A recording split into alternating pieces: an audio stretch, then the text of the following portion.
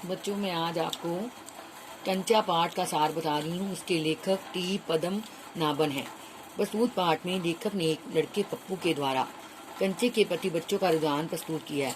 लेखक ने अप्पू नाम के लड़के का जीवन वृत्तांत बताया है। कंचे के लिए अपनी स्कूल की फीस को खर्च कर दिया। कक्षा में बैठकर अपनी पढ़ाई पर पूर्ण रूप से ध्यान नहीं दिया। कंचा उसके जीवन की सबसे महत्वपूर्ण चीज बन गई है। वह नीम के पेड़ों की घनी छाया से होता हुआ सियार की कहानी का मजा लेता जा रहा था।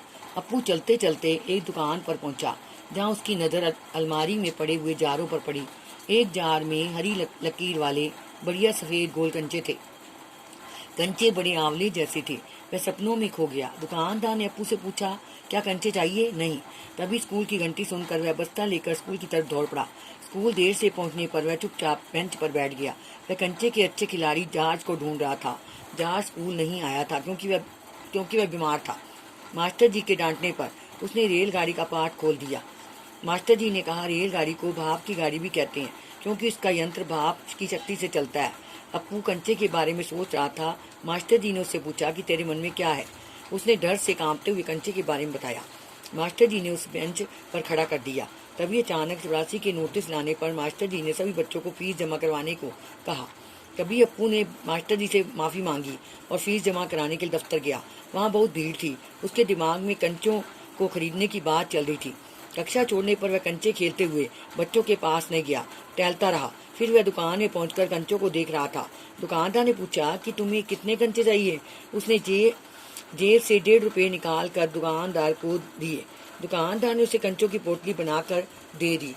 तभी उसे शक हुआ कि क्या सभी कंचों में लकीर होगी। उसने पोटली खोलकर सारे कंचे बिखरा दिए।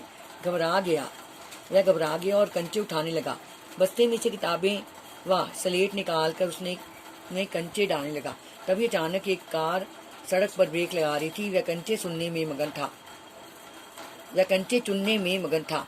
ड्राइवर ने गुस्से से बाहर झांक कर देखा कि लड़का क्या कर रहा है। तभी हॉर्न की आवाज़ सुनकर अप्पू ने देखा कि सामने मोटर में ड्राइवर बैठा है। उसने सोचा शायद ड्राइवर भी कंचों का मजा ले रहा है। उसने कंचा उठाकर ड्राइवर से कहा कि अच्छा कंचा है ना? तभी ड्राइवर भी हंसने लगा।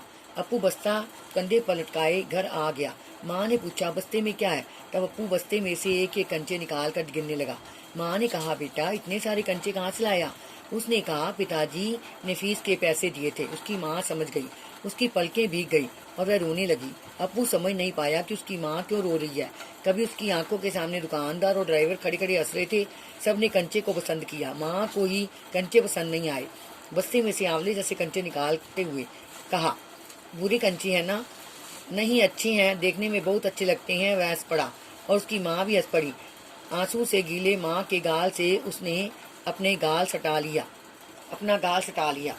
शब्दार्थ: खनकना, आवाज, 9 2 11 होना, भाग जाना, आकृष्ट, ध्यान खींचना, निषेध, मना करना, मात खाना, हारना, कर्मठ, कड़ा परिश्रम करने वाला, जबान, जीभ, भूचाल, भूकंप। तो ये सारा आपने लिखना और याद करना।